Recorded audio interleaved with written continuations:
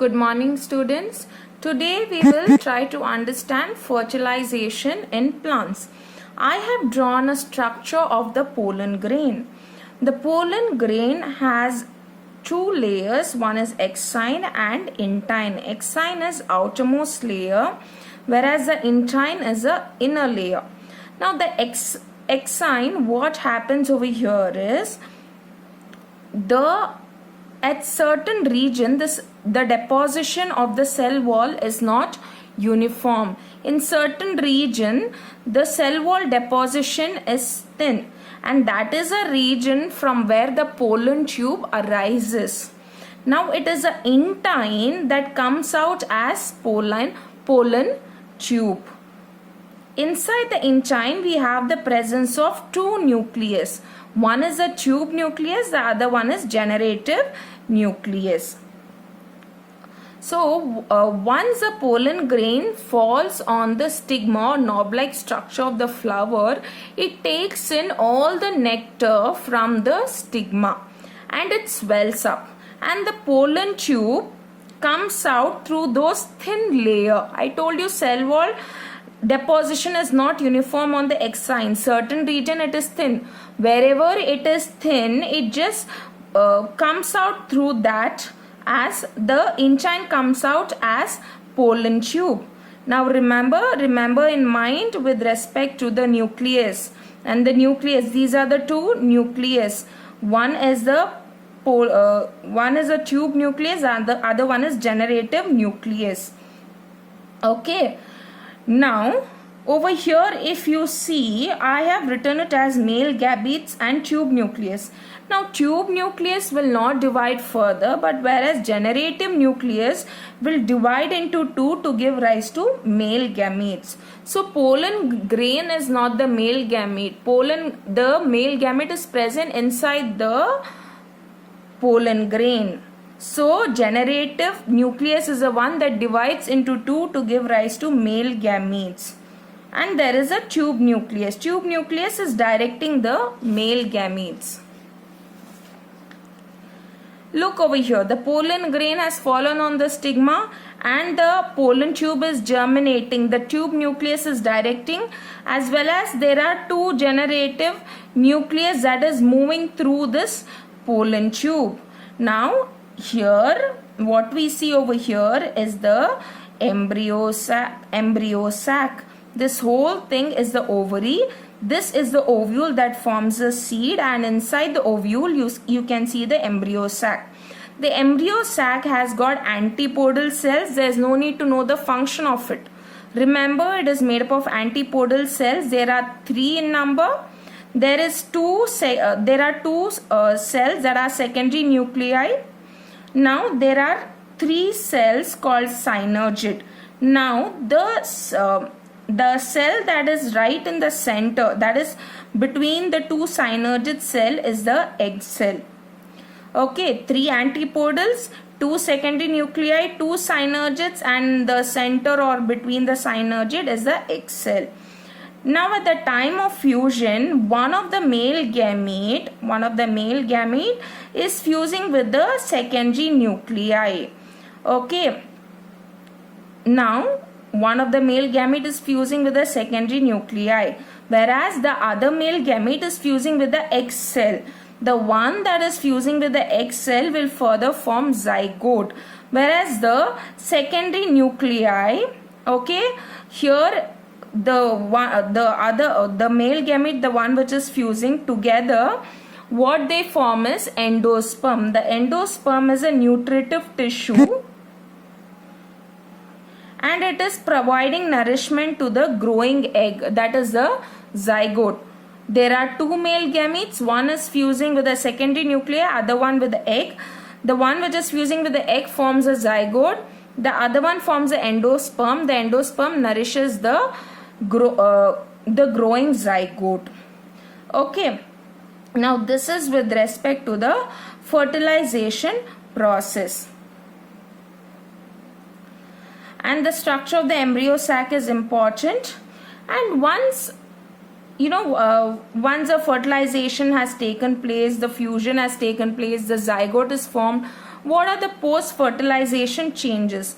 Post-fertilization changes will be the petals, sepals fall off, and slowly there is a formation of seed.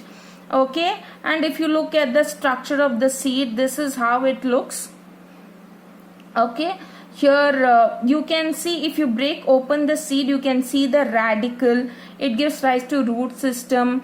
Then there is plumule that gives rise to shoot system, and these are two cotyledon that stores food. The function of cotyledon is to store food, and it also forms a very first leaf. This is with respect to the fertilization process in plants.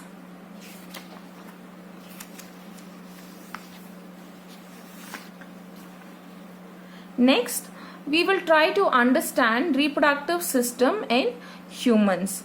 Now, the reproductive systems in human beings are complex system which develops and functions under the influence of hormone. So, the reproductive system in human beings are under the influence of hormones. Hormones are also known as chemical messengers. These are nothing but it influences the growth and development of the body. Hormones bring about or influences the growth and development of the body. Now, the reproductive organs become functional only after attaining sexual maturity. Once they become mature, only then they start producing the gametes. In male, sexual maturity is attained at the age of 13 to 14 years, while in female it is 10 to 11 years. When I say sexual maturity, it is a release of gametes. So, males can produce sperm, and in females there is release of an egg. So, that is nothing but the sexual maturity. Reproductive organs perform two basic functions. That is, it produces female gamete, that is the ova or the egg, and the male gamete, that is the sperm, respectively. And what is the other function? It produces the sex hormones. These hormones bring about significant changes in males and female and lead to the development of so-called secondary sexual characteristic. Now, what are the few of the secondary sexual characteristic in males? It is a deepening of voice, the growth of beard, mustache, and pubic hair. Whereas in females, it is the development of mammary gland, high pitch voice, appearance of pubic hair. So, these are the secondary sexual characteristics. Next, we will move on to the male reproductive system. Testis. It is present inside a thick fibrous covering called scrotal sac or scrotum. It lies outside the abdominal cavity. Now, the scrotum helps in maintaining a 2 degrees Celsius lower temperature than the body temperature. This is necessary for the development of sperms. The function of the testes are to produce sperms as well as male sex hormone. Now, if you look at the diagram over here, what I have drawn, this is a testis, and it is covered by a fibrous tissue called as scrotum, and this whole thing is present outside the abdominal cavity. Now, why is this so? Now, the scrotum maintains the temperature 2 degree lower than the normal body temperature, so that it does not affect the sperm development. Okay, and testis also secretes male hormone known as testosterone. Next,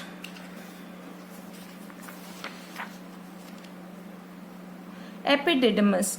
This is called a coil tube-like structure which is firmly attached to the testis and serves as a storehouse for sperms. Inside the epididymis, the sperms become mature and develop motility. So, again, look at this diagram. I have drawn epididymis. This is a tightly coiled tube-like structure which is present on the testis, and here the sperms are stored and slowly they develop motility and they mature. Vas deferens. The epididymis is continued from its lower end as vas deferens, and it connects the epididymis to the seminal vesicle and opens into a common duct called the urethra. Again, let's look at the diagram. If you can see, from the lower end of the epididymis, we see this is a vas deferens, and vas deferens is a tube-like structure through which the sperms pass through. So this vas deferens is passing to the seminal vesicle, and finally it is joining the urethra.